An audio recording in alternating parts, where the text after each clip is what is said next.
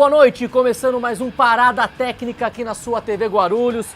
E hoje vocês podem notar que não estamos com aquele cenário sempre colocado pelo grande Bruno Gomes.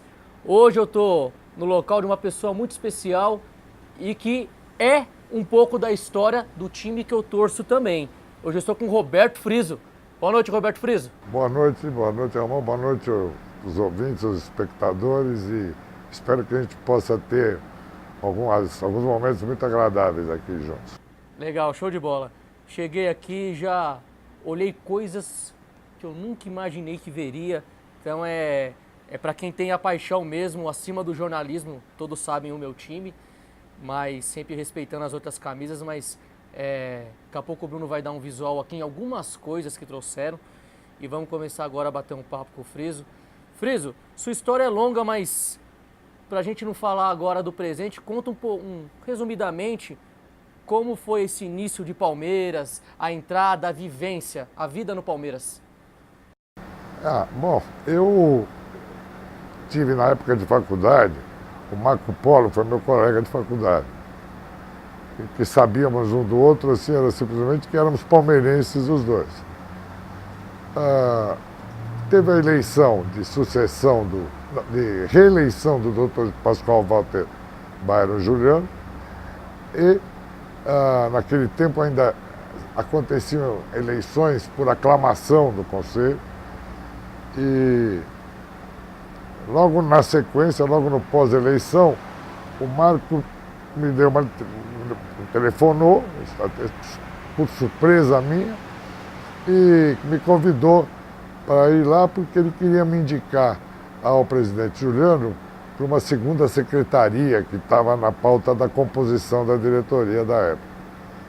Aí fui até o clube, me apresentaram para o Juliano. Para mim, como torcedor até então, estar diante de Pascoal Juliano era mais ou menos como cristão estar diante do Papa, né? Por toda a história que representava o Juliano. Bem, aí teve o coquetel da posse, toda uma conversa e acabou ficando meio naquilo.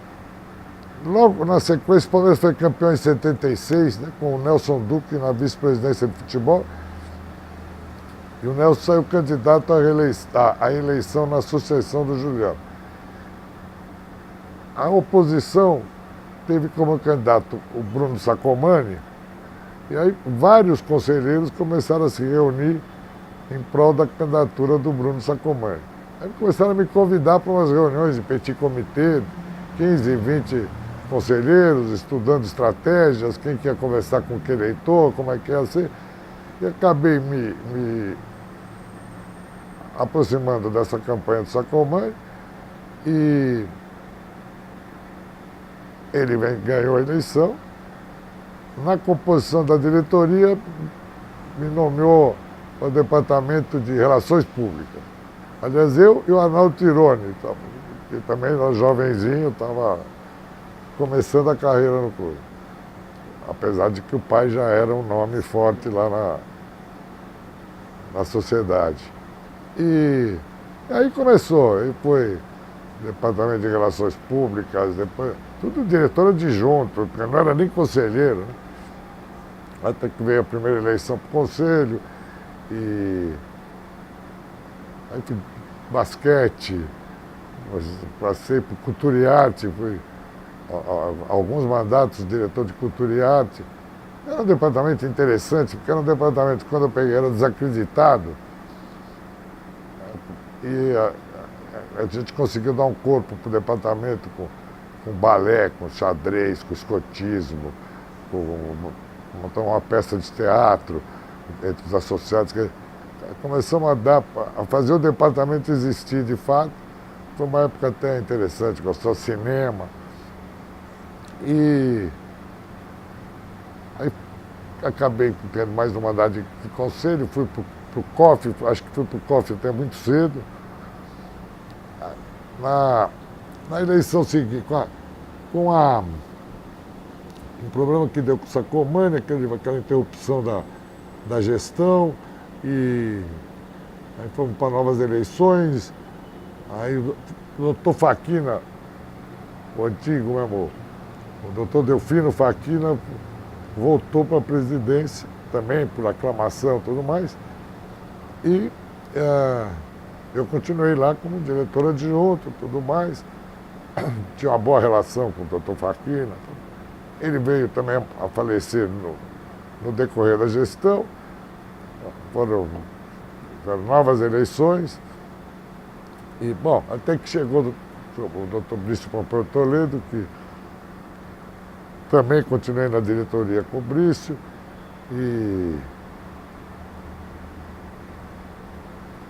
depois, não, até que veio o Nelson Duque, candidato, e daí eu era muito ligado ao Nelson.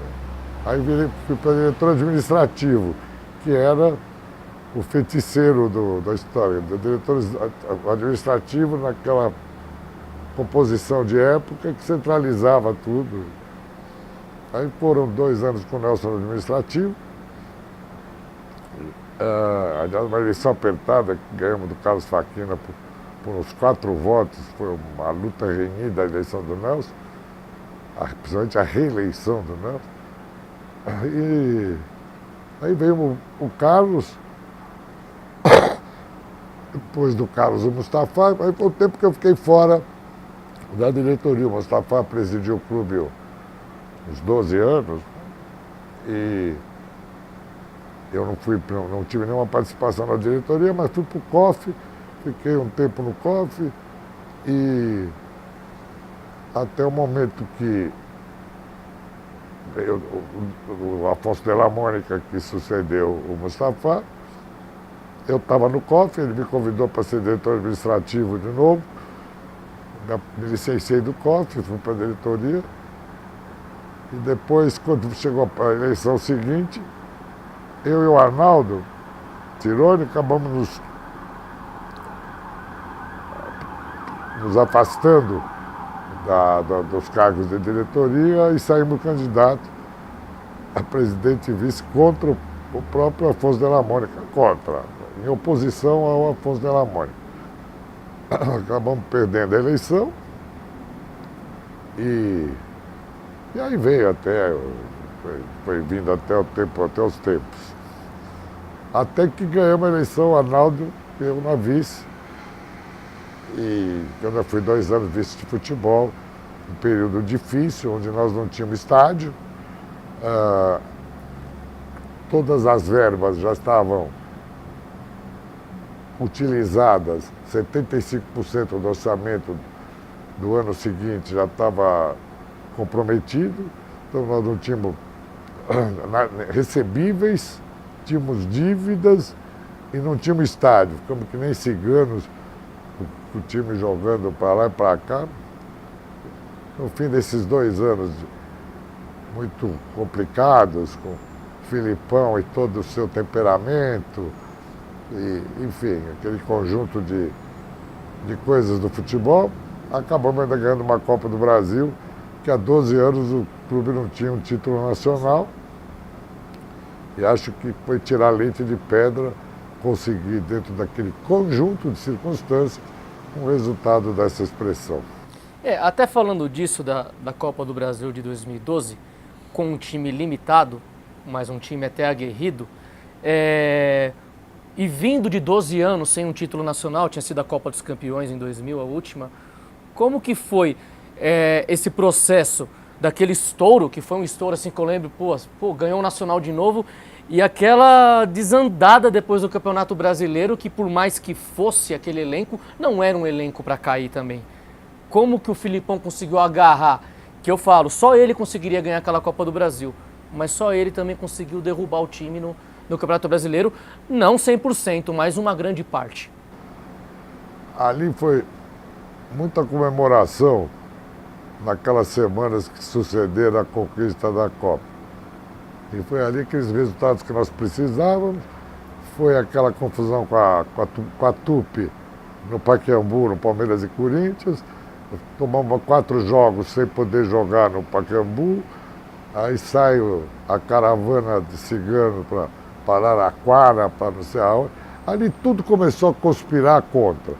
E o senhor Luiz Felipe, que segundo eu soube depois, já estava assinado com a CBF, que já não tinha tanto empenho ou tanta vontade de ficar, tanto é que saiu no meio, depois daquele jogo com o Vasco, ele me chamou, falou, estou indo embora, e acabou largando o time quando faltavam alguns poucos jogos para a gente ainda tentar não cair, né?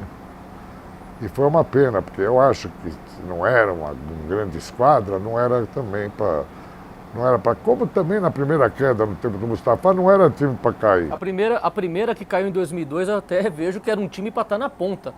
Não era, era bem superior. Jogadores. Não tinha, eu estava na Bahia, aquele jogo com Vitória, não era time para cair. É que infelizmente ele foi o último campeonato sem ser pontos corridos e não tinha tempo de muita recuperação.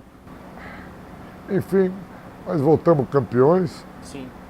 Aliás, acho que o Botafogo não devia nem ter voltado, porque o número de pontos que nós tínhamos dava para voltar Palmeiras em primeiro e Palmeiras em segundo. Sim, sim. E era uma forma até complicada aquela de 2003, 2 quadrangulares finais. Mas com a meninada toda da base, quando subiu aquela meninada da base, uma hora eu falei com o presidente, falei assim, ele já tinha feito uma limpeza.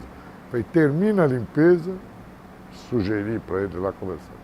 E coloca o resto dos meninos. Aí Wagner Love, Edmilson, Diego Souza, Francis, toda aquela moçada. Põe a moçada aí, porque tava aquele expressinho estava jogando muita bola. Sim. E até engraçado, é bom lembrar assim, os entrevistados que nós já tivemos ligado ao Palmeiras, Estevam Soares. O Estevam, eu reparo em muitas entrevistas que ele sempre falou muito bem do Mustafa. Sempre disse que o Mustafa era o tipo de presidente que falava assim, não escuta a torcida, não escuta a imprensa, faz o seu trabalho. E ele até me disse que ele lamentou de ter feito a prorrogação de contrato no ano seguinte, 2005. Falamos daquela discussão do Diego Souza e ele me disse que aquilo com o Diego Souza que aconteceu naquela partida com o Nelson João e Araras, aquele desentendimento, foi onde ele sentiu que o Palmeiras começou a cair administrativamente, que não acontecia aquilo e ali foi o ponto inicial. O que você acha disso? O Mustafa era sempre muito positivo. Fala, não, ele gera ódios e amores, é outra história. Mas ele era positivo, ele dava autoridade para o treinador, ele não ficava... Ele não atrapalhava o futebol. Porque as atitudes deles eram positivas, sabia o que queria, aqui pão é pão, queijo é queijo, não tinha muita conversa. Sim. E quando você pega, de repente, um dirigente que se deixa levar muito pela mídia ou pelas críticas de torcida, etc., aí fica difícil, que você pode gerenciar uma coisa da grandeza do Palmeiras e ainda querer dar ouvido para os cães ladram e a caravana tem que passar ali. Com certeza. Com certeza. Me fala uma coisa, foi no final do seu período de 2012 para 2013, teve aquela situação do Riquelme. O Riquelme estava fechado com o Palmeiras? Houveram vários entendimentos, até era muito engraçado que você falava com o Riquelme, ele falava, onde está? Ele era implicado com o Galhardo. Que o Galhardo bateu nele. Tava com medo do Galhardo. Falou, o Galhardo não tá mais. Aquele galego está lá, aquele que bate em galego. Mas ali já houve pressão política, o COF querendo impedir que contratasse. Eu não sei o que aconteceria com a vinda do Riquelme. Acho que seria marketing. Era um bruto jogador quando estava mais jovem, então acho que nocivo ele não ia ser, porque jogava muita bola. Sim.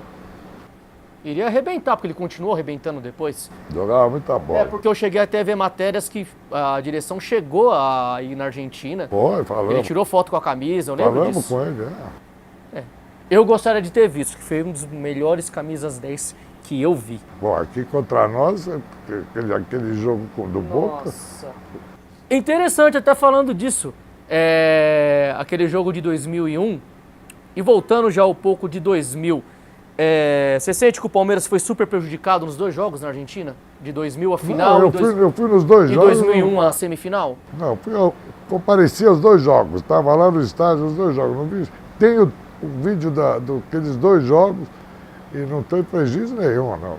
Nem no pênalti do Fernando de Não 2001? foi pênalti também, foi longe demais, o Fernando não era de fazer aquilo. Ele saiu do meio de campo... seria um negócio de outro mundo, não era o negócio dele era mais estilo Galeano.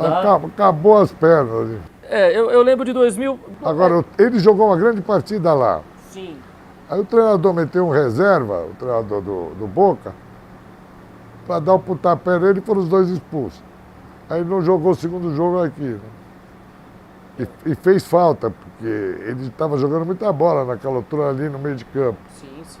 Como um 8 ali, mais ou menos na função de um 8. Comandando, E até o próprio Alex voou nas duas partidas. No segundo jogo, se eu não me engano, ele marcou os 2 gols. E no primeiro de 2000, Pena marcou os 2 gols, se eu não me engano. Era um belo jogador. Sim, o Pena. Foi uma pena que não levaram ele para o Japão, né? Outra coisa, né? Em 99 acabou ficando a última vaga, se eu não me engano, com o Edmilson. E não levaram o Pena. Que pena. Que pena. Você estava no Japão? Estava no Japão. Como é que foi? Fala um pouco de como é que foi essa expectativa, momentos antes, meses antes e a chegada lá, como que era esse formato da Copa Intercontinental, que até para uma galera mais nova aí não sabe, não viveu e não sabe a dureza que era, e até na época dos anos 90, os times da América do Sul encaravam mais mano a mano, não tinha essa disparidade que hoje tem do europeu para o sul-americano. Os ingleses foram sossegados, não estavam ligando a mínima para aquilo, a japonesada pagou maior pau para os ingleses, a torcida era toda deles e acho que cometemos alguns problemas ali. A Parmalat já estava praticamente arregaçada e de saída. E aí precisava vender os jogadores da Parmalat. Então acho que houve, consciente ou inconscientemente, uma priorização de escalar jogadores que tinham interesse a Parmalat em negociar. Então acho que o treinador já não estava tão à vontade para escalar o time dele mesmo. Ao ponto que vai ir não jogar. E assim foi. Acho que um dos grandes problemas foi a pressão do fim da novela Parmalat e a comercialização daqueles atletas para ver se recuperavam lá a parte dos investimentos. Acho que passou muito por aí. De histórias desse Mundial de 99, tem a que o Evair ficou muito chateado, que ele achava que iria sair jogando. Não sei se ele tinha garantia, isso eu não posso falar. E que quem saiu jogando foi o Aspila.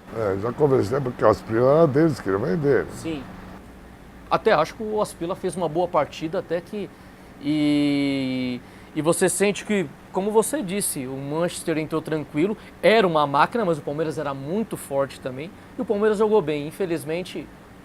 E o Oséias perdeu um gol também na cara do gol. Agora, o próprio gol deles... se o Marco não toca na bola, ela passava direto e ia sair lá para o outro lado. Ele diminuiu no fim a trajetória daquela bola para cair para o cara que fez o gol.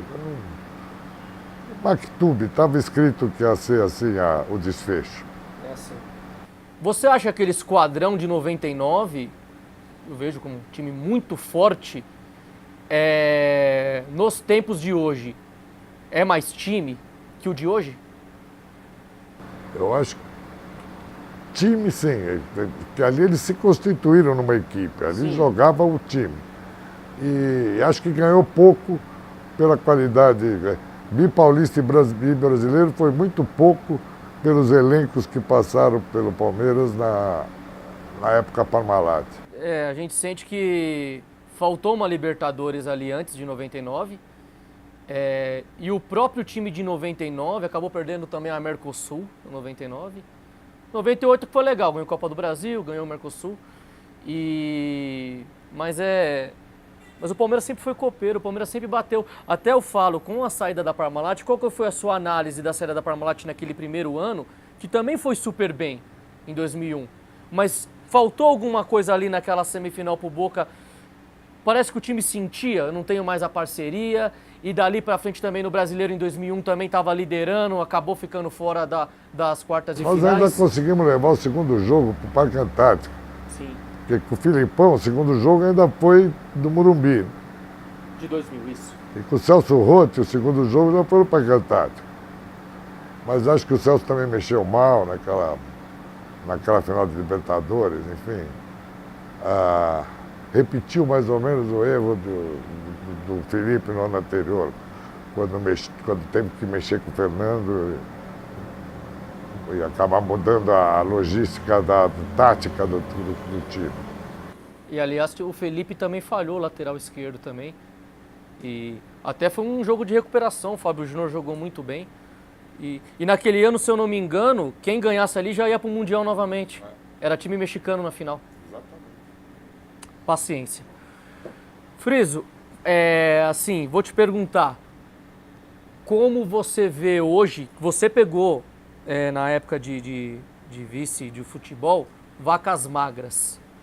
Como é que você vê hoje essa atual situação? Bom, acho que para o clube é muito confortável, tem recursos, está podendo trazer atletas aí de qualidade.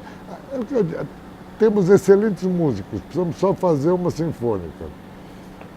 Você acredita que... Tanto é que os resultados têm surgido, eventualmente o dia a dia é o primeiro violino que faz a diferença, noutra partida é a tuba que faz a diferença.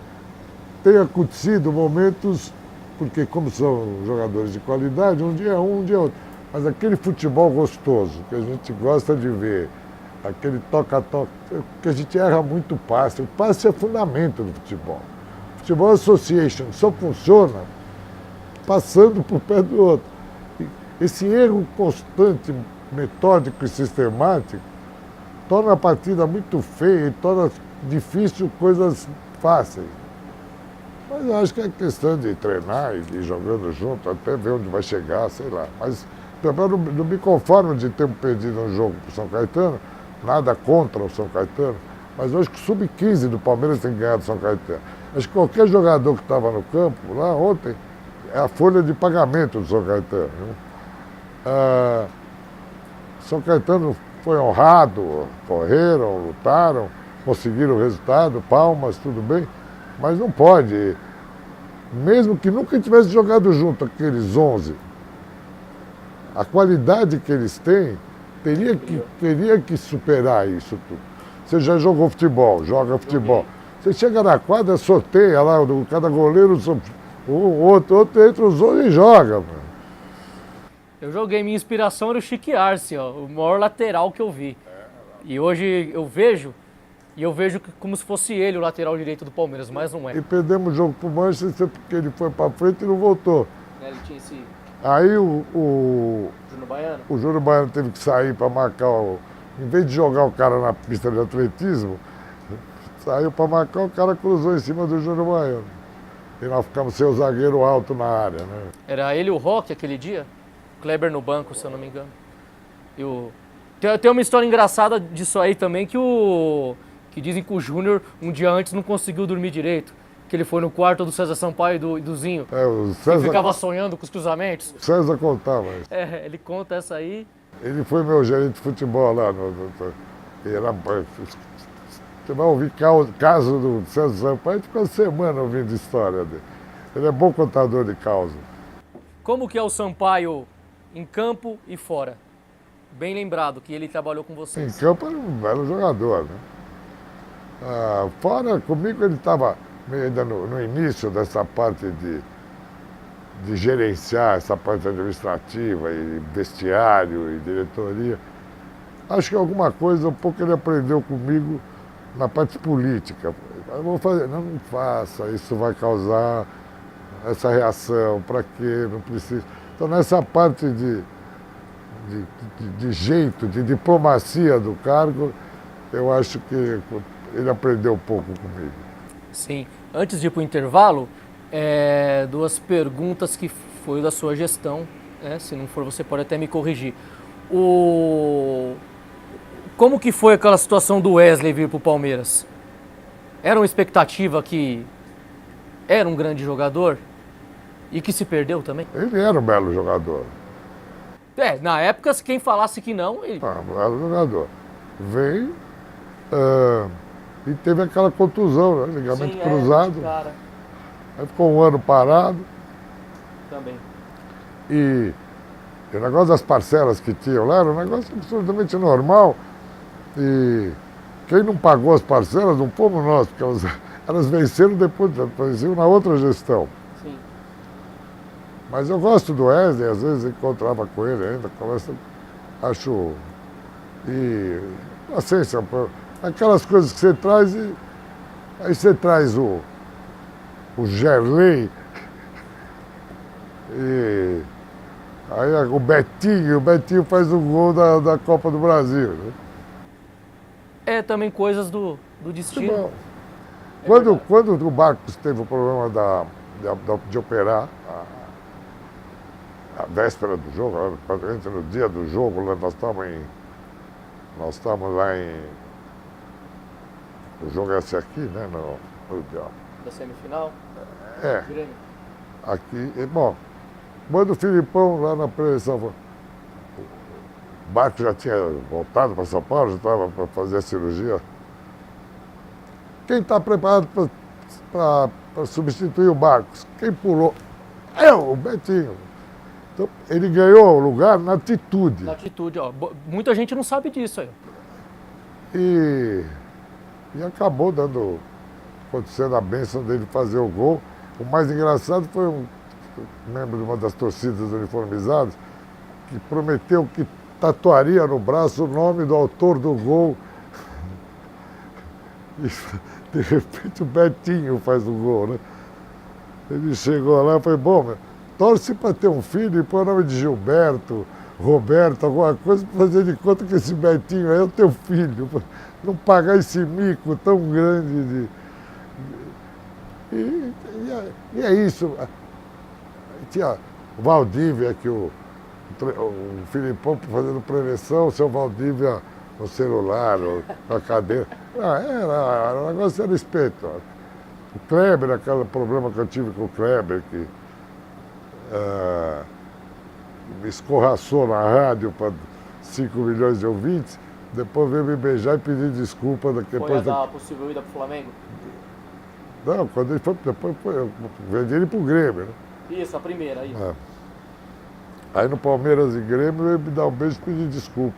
Eu falei, agora estamos só nós dois, tinha que dar beijo e pedir desculpa na Globo. Para todo mundo ver também. Coisas que acontecem. Acontecia no tempo aqueles velhos cartolas do Pacaembu, ficava tudo na numerada descoberta ali, né? Aqueles jogos à tarde. Aí um conselheiro excomungou, escorraçou o Juliano. Isso, no meio do estádio ali. Aí ligou à noite para casa do Juliano e falou, olha, desculpe, tudo bem, você me escorraçou na frente de 10 mil pessoas, agora você me liga e pede desculpa só para mim. Né? Então foi mais ou menos por aí. Mas tinha que ter paciência, era o patrimônio do clube, não adiantava sair respondendo no mesmo diapasão dele, não ia adiantar nada. Então, foi com paciência e tudo mais, e vendi ele para o Grêmio. Na paciência. Legal que tem história, e segundo bloco, tem mais uma situação forte que aconteceu aí em relação a campo, que eu vou querer a visão dele, tá bom? Se liga aí, bacana, parada técnica.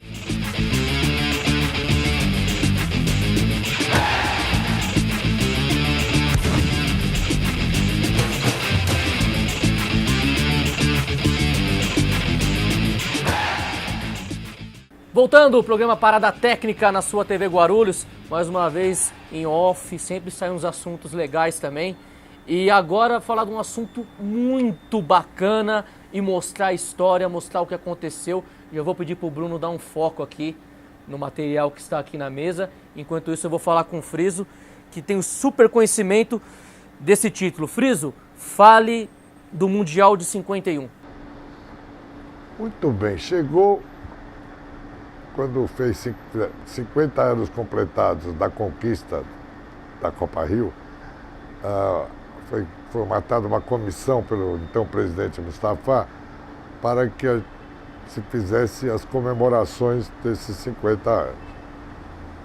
Quando eu soube, eu já disse que na gestão do presidente Mustafa eu nunca fiz parte da diretoria, Mas quando eu soube, falei com ele, ele falou, tá, vai lá, forma a comissão. E lá fui eu. Porque esse sempre foi, para mim, o maior título que o Palmeiras tinha na sua história. Montada a festa, convidado os jogadores então vivos na ocasião, os ex-jogadores, que vamos fazer, até que foram trazidos os de fora todos para São Paulo e se fez uma festa onde foi distribuído lenços, como a torcida quando recebeu, lenços brancos para todos os presentes, e os jogadores entraram com o troféu. Bom, foi uma festa muito bonita. Quando a gente foi procurar dados nos arquivos do Palmeiras sobre tudo isso, estranhamente era muito pobre o que tinha de informação lá. Então resolvemos continuar desenvolvendo essa pesquisa. Juntou o jornalista Arnaldo Branco, o Lupo, que fazia parte de imagens, de gravações, etc. E resolvemos, então, com a aprovação da presidência, ir fazer essa pesquisa com todos os clubes que tinham estado aqui na ocasião. Então, visitamos todos os clubes lá na Europa, visitamos os clubes aqui, Nacional de Montevidéu, Vasco. Bom, e começou essa pesquisa, e a imprensa, as hemerotecas de Roma, de Paris, de Lisboa, enfim, esmiuçamos todo o assunto, e quanto mais se historiava isso, mais ficava claro que, de fato, a competição tinha toda a característica dos mundiais de então. A arbitragem era da FIFA, a bola era da FIFA, o vice-presidente da FIFA, que era o presidente da Federação Italiana, o Tonino Barazzi, que estava aqui, que foi quem tinha formatado o Mundial de 50. E exatamente o entusiasmo deles foi que o Mundial de 50 teve tão bom resultado, as arrecadações tão boas, o Maracanã novinho, impactando o mundo com a sua grandeza, com o seu tamanho, e a população do Rio foi muito cordata, até que os uruguaios, no dia seguinte do Maracanã, saíram para a rua e não teve ninguém agredido, não teve nada. Enfim, eles acharam o contexto tão incrível. O que mais nós podemos fazer aqui no Brasil? Não podemos chamar outro Mundial em 51. Então, por que não um torneio dos clubes campeões? E foi daí que surgiu a Copa Rio. Teve o nome de Copa Rio, porque a Prefeitura do Rio deu um apoio com hospedagem, alguma coisa. E para mim foi a maior conquista nossa, porque foi de fato o primeiro Mundial. Hoje eu vejo com muita alegria. Então eu estava assistindo o jogo na televisão e vejo lá na nossa arena, primeiro campeão mundial. Foi mais difícil, foi o Palmeiras aceitar que era o primeiro campeão mundial. Não ter constrangimento de envergar isso lá nas suas propriedades, porque o tempo todo a resistência maior sempre... Não me importo com o aval da FIFA. Acho que a FIFA não está necessariamente numa condição moral e de autoridade para determinar se eu sou campeão do mundo ou não. Uma organização que está aí sendo vista e revista e condenada aí sob muitos aspectos. Eu não estou preocupado com FIFA. Nós precisávamos aceitar que nós éramos campeões do mundo. E ela acabou dando também na época. E está lá, primeiro campeão mundial, está lá nossa estrela vermelha na camisa, como primeiro campeão mundial. Pronto. Nós temos que entender que somos, e dane os outros que se falem, que não falem. Você foi muito atrás desse título, atrás de matérias, eu lembro disso. Por que você acha que até você e outras pessoas, acho que até o Palaia também ficou em cima disso, se eu não me engano, por que você acha que teve um pouco desse esquecimento, de não falarem muito, até, por exemplo, álbuns de figurinha da época, às vezes não vinha esse título quando você olhava na página de cada time. Por que você acha que teve esse esquecimento mesmo de saber que você tinha aquilo, mas não falar. Mas veja bem, não tinha o campeonato, não tinha esse Mundial Interclubes. Então de 51, quando nós conquistamos, até começar a ter o Mundial da... Intercontinental?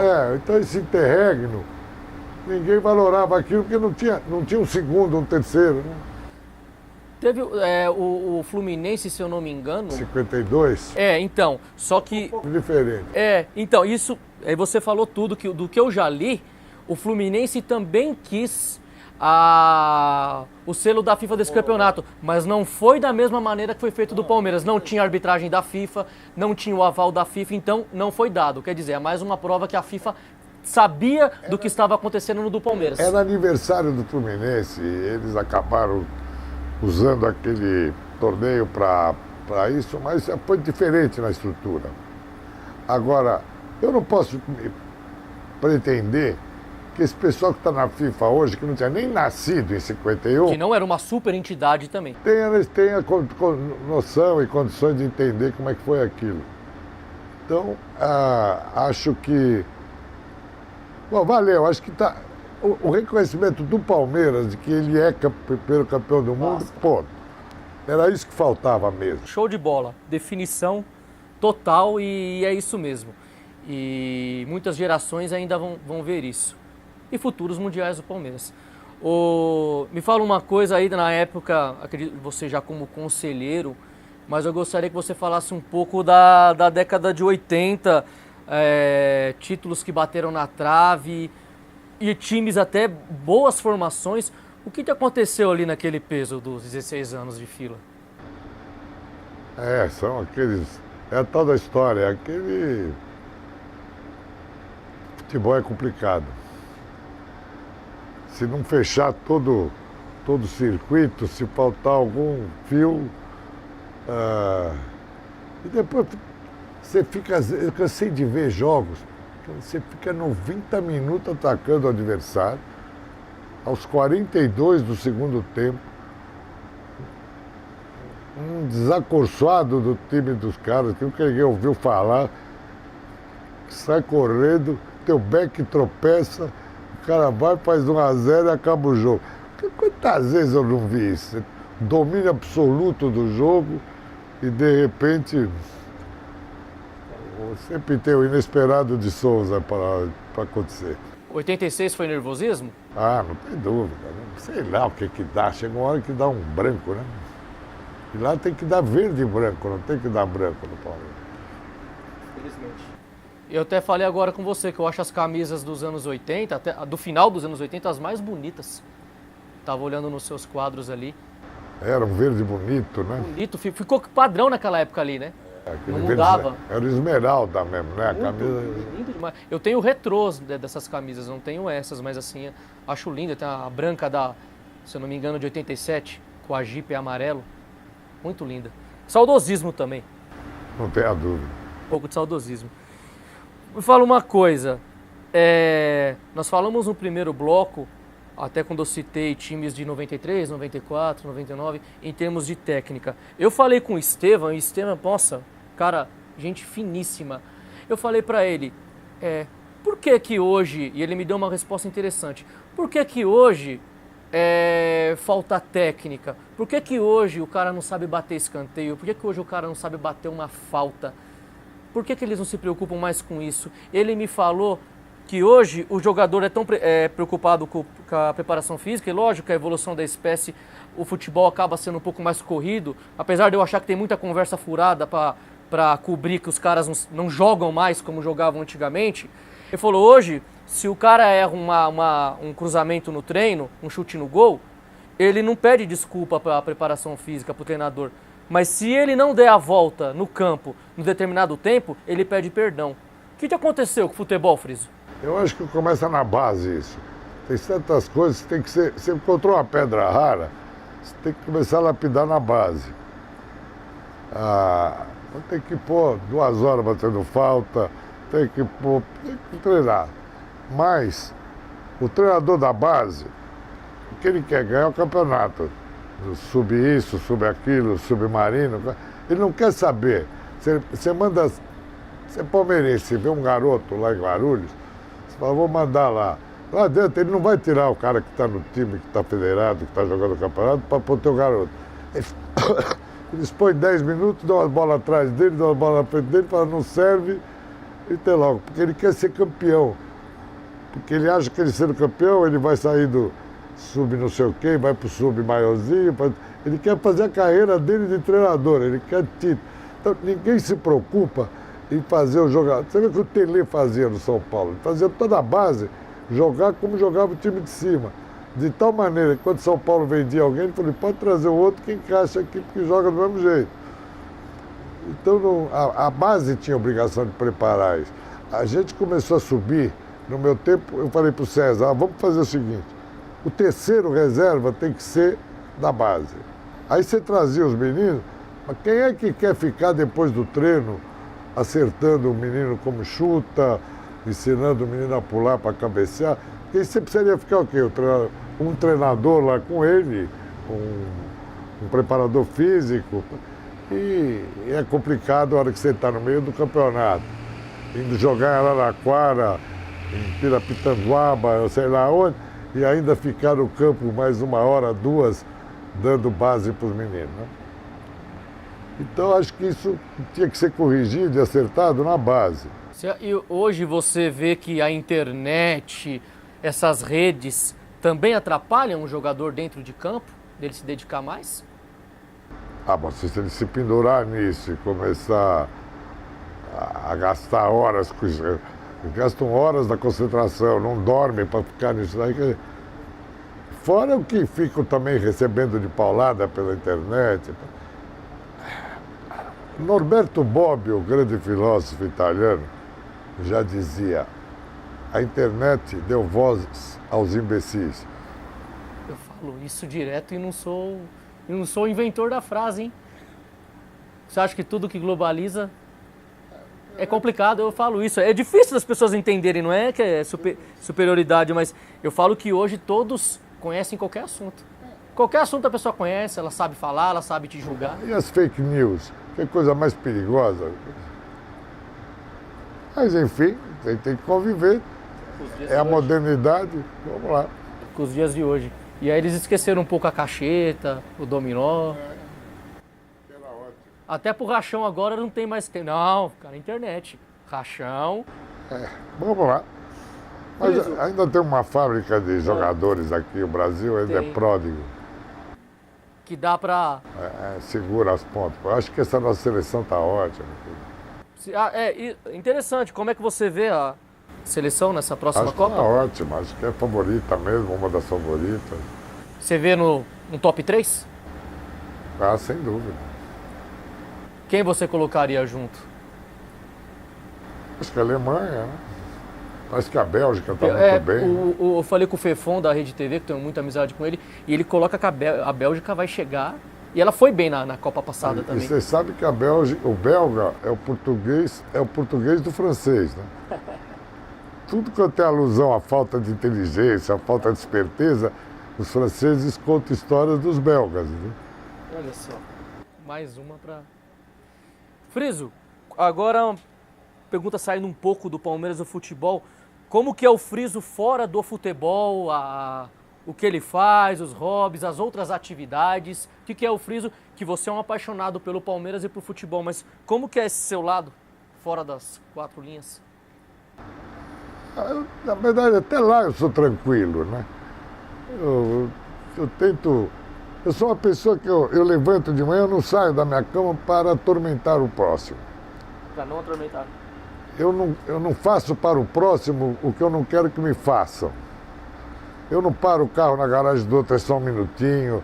Eu não paro na fila dupla. Um minutinho é clássico.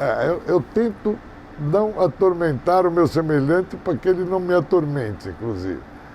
E dentro dessa filosofia eu tento fazer minha vida. Se puder ajudar, ajudo. Se não puder ajudar, não atrapalho. Qual que é a grande diferença tática do futebol até os anos 90 para o de hoje?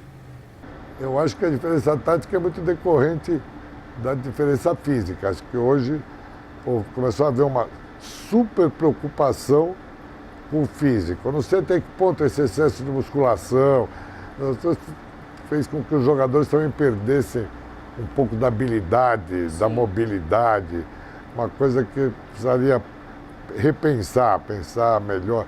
Você enche o jogador de músculo e ele perde aquela brejeirice de um moleque de pelada no bairro.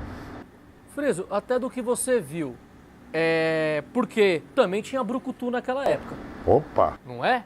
Então, eu vou te fazer uma pergunta, e eu vi isso, lógico, assim, a gente é mais novo, então muitas coisas você pega pela história, pesquisa, e até eu achei interessante, eu vi um vídeo no YouTube de uma pessoa especialista em pesquisar futebol da década de 40, 50, 60, achei super interessante.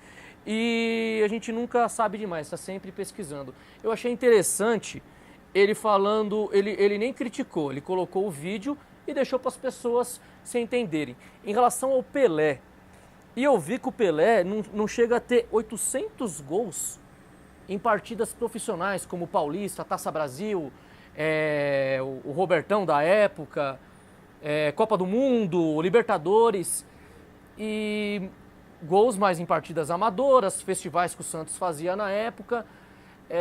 Você acha que com essa colocação, e é um negócio delicado, o Pelé pode ser colocado assim com tanta unanimidade assim que ninguém chegou perto dele?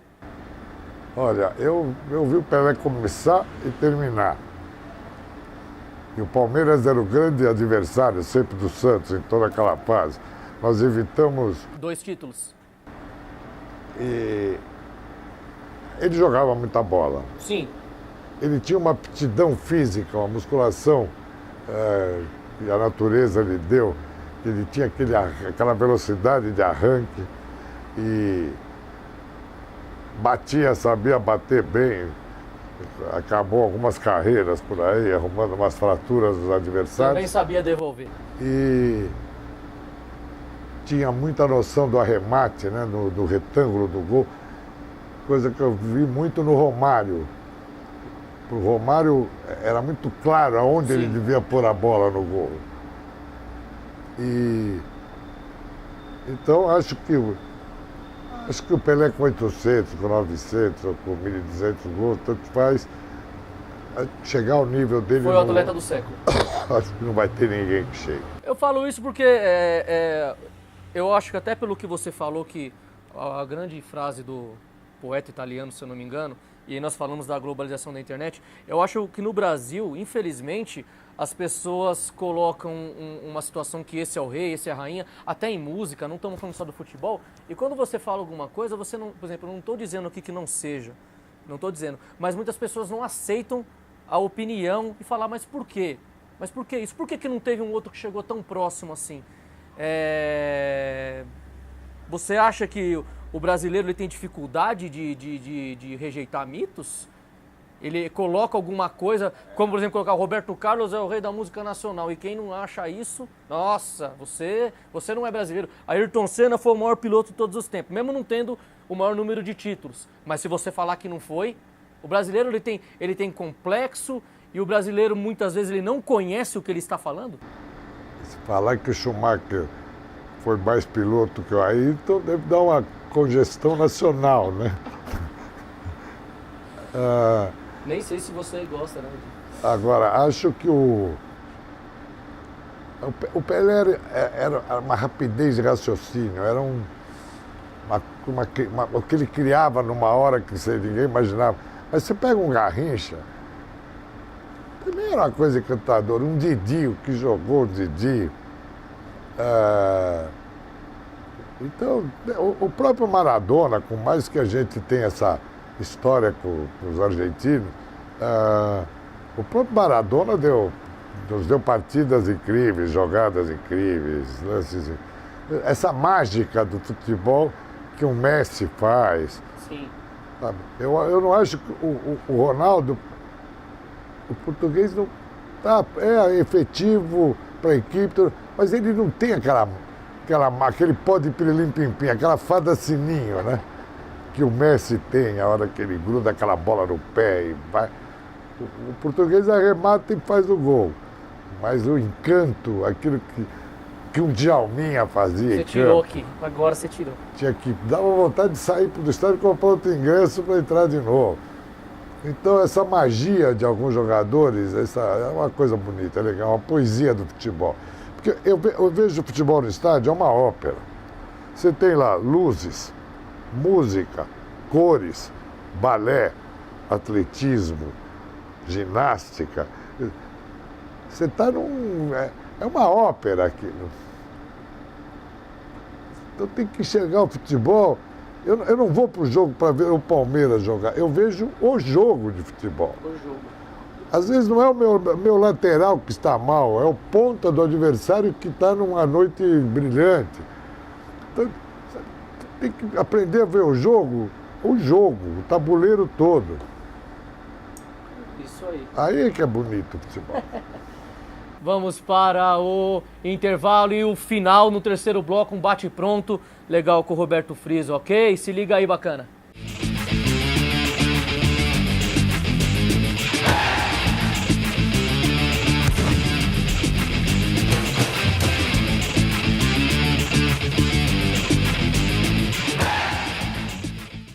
Voltando para a Parada Técnica, último bloco, encerramentos finais, já estávamos falando aqui do clássico, vai rolar quinta-feira, Palmeiras e São Paulo. Então, Bruno, vamos torcer pro programa passar quarta-feira, agora, porque se não passar, só for na outra, aí o jogo já vai ter rolado, entendeu? Então, vamos fazer um bate-pronto agora com o Roberto Friso. Friso, direto assim, futebol antigo ou atual? Eu acho que o futebol mesmo. Não vejo essa distinção tão grande. Mata-mata ou pontos corridos? A pontos corridos é mais agradável. É mais agradável? Eu gosto mais. Sua referência, ou como eu sempre digo para os convidados, um top 3 de jogadores que você viu? Pelé. Djalminha. Coisas que a gente viu muito próximo, muitas vezes. E um Jair da Rosa Pinto que você não viu. Só nos livros. E de treinadores, um top 3? O Tite está numa excelente fase, né? Gosto do Guardiola, o jeito que ele põe o time para jogar.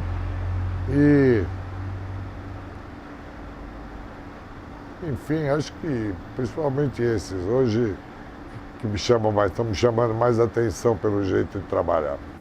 O que é o Palmeiras para você? Eu tenho muita pena de quem não é palmeirense. Não sabe o que é isso. Palmeiras é um clube que tem uma das histórias mais bonitas da história dos clubes de futebol. Enquanto história mesmo, enquanto cotidiano, aquilo construído com sacrifício de pessoas, uma coisa que não caiu nada do céu. Como dizem que Deus fez o mundo e o holandês fez a Holanda, eu acho que Deus fez os clubes, os palmeirenses fizeram o Palmeiras. Então o Palmeiras tem essa grandeza, né? Tem uma coisa construída com muito coração, né? É uma coisa que é muito coração. E é uma história muito bonita, são 100 e tantos anos de história bonita. Hoje é o maior campeão do Brasil. Foi campeão do século, tem uma história de conquistas inimitável, incomparável, indiscutível. Primeiro campeão mundial de futebol. Friso, muito obrigado por receber no seu espaço, ao Ricardo que deu essa força aí pra gente fazer essa gravação. Muito obrigado mesmo pela atenção e uma próxima, nos veremos, estaremos aí. Se Deus quiser, Ramon, eu que agradeço a você.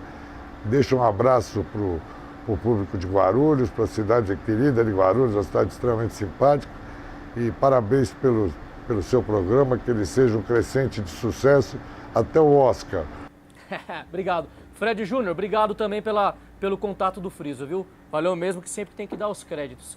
Pessoal, programa Parada Técnica, canal do YouTube, vai lá, procura programa Parada Técnica. Só se inscrever, legal, e curte lá, deixa os comentários. E estamos também toda quarta-feira às 23 horas na TV Guarulhos, canal 3 da NET Guarulhos, ok? Muito obrigado e até a próxima. Se liga, bacana!